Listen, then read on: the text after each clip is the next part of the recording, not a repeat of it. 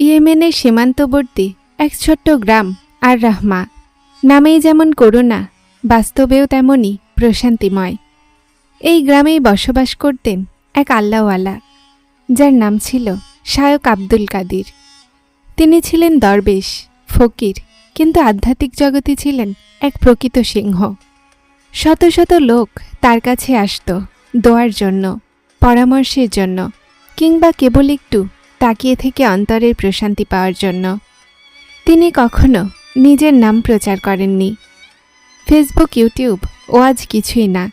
তার জীবন ছিল নীরব, কিন্তু তার হৃদয় ছিল আল্লাহর জিকিরে গর্জমান।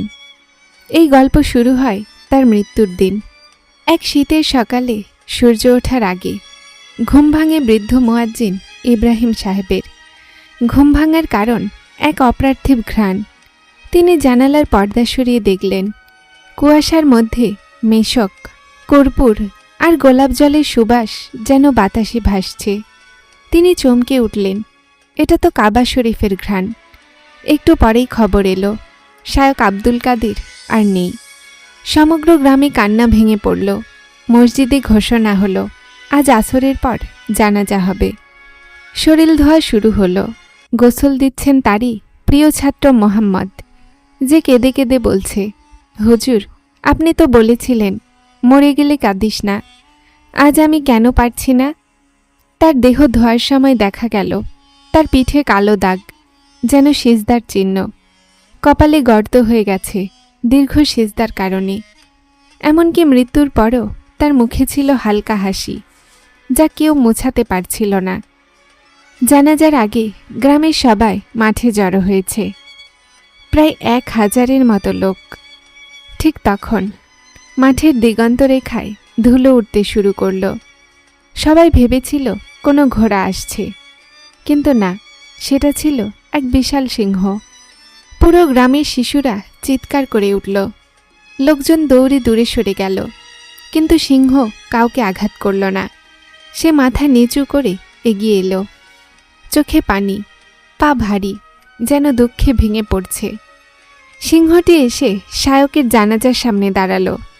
কিছুক্ষণ তাকিয়ে থাকল, তারপর ধীরে ধীরে বসে পড়ল এবং চিৎকার করে একবার গর্জন করল, এমন গর্জন যেন কাঁদছে। তারপর মাথা নামিয়ে দিল মাটিতে। পুরো মাটি স্তব্ধ। কেউ কেউ জ্ঞান হারালো। মুফতি ইসমাইল বললেন, এটা কোনো সাধারণ প্রাণী না, এটা হয়তো জান্নাতি সিংহ। এটা এক অলৌকিক সাক্ষ্য। জানাজার শেষে সিংহটি আবার শান্তভাবে উঠে যায়, যেদিক থেকে এসেছিল সেদিকেই। সেদিন রাতে এক বৃদ্ধ বেদুইন স্বপ্ন দেখেন। তিনি দেখছেন জান্নাতে এক ফাঁকা জায়গা, সেখানে এক সিংহ দাঁড়িয়ে আছে। তার সামনে এক ফেরেশতা বলছে, শায়ক আব্দুল কাদির জান্নাতে চলে আসছেন। তার জানাজার সাক্ষী হওয়ার জন্য তোমাকে আল্লাহ পাঠিয়েছেন। বেদুইন সকালে গ্রামে এসে সবাইকে জানায়। গ্রামের আলেমগণ কেঁদে ফেলেন।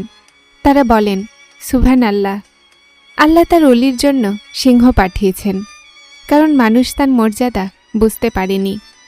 মৃত্যুর পরে জানা যায় শায়ক আব্দুল কাদিরের জীবনে 3টি গোপন আমল ছিল।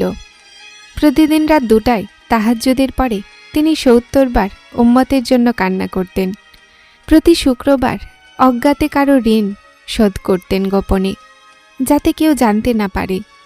প্রতিদিন সন্ধ্যায় এক নির্জন পাহাড়ে গিয়ে তিনি কেবল এই দোয়া করতেন, ইয়া আল্লাহ, যদি জান্নাতে যাওয়ার একমাত্র পথ উম্মতের দুঃখ কাঁধে নেওয়া হয়, তবে আমার কাঁধ ভেঙে যাক, কিন্তু তুমি ওদের মাফ করে দিও। শায়কের মৃত্যুর পর পুরো গ্রামের চরিত্র পাল্টে যায়। যারা আগে নামাজ পড়ত না, তারা এখন ফজরে ওঠে। যারা গসিপ করত, তারা এখন তাফসির পড়ে। যারা হারাম ব্যবসা করত, তারা হালাল পথে আসে। সবাই যেন বুঝে ফেলেছে এই মৃত্যুর মধ্যে জীবন আছে। এই সিংহের জানাজা কেবল একটি অলৌকিকতা নয়, এটি এক ইলাহের মেসেজ। ইসলামে আল্লাহ বলেন, জেনে রেখো, আল্লাহর ওলিদের কোনো ভয় নেই এবং তারা দুঃখীও হবে না। সূরা ইউনুস 10-62। শায়ক আব্দুল কাদির সেই অলি ছিলেন। তার জানাজার সাক্ষ্য ছিল জান্নাতি সিংহ। মানুষ ভুলে গেলেও প্রকৃতি কখনো ভোলে না আল্লাহর বন্ধুদের। আমাদের প্রশ্ন হলো, আমরা কি এমন মৃত্যু চাই যার সাক্ষী হবে ফেরেশতা, মানুষ, এমনকি পশুও? তাহলে আজ থেকেই বদলে ফেলুন নিজেকে। একদিন হয়তো কেউ আমাদের জানাজায় বলবে, এই মানুষটা ছিল আল্লাহর বন্ধু। আসুন সেই বন্ধুত্ব অর্জনের যাত্রা শুরু করি।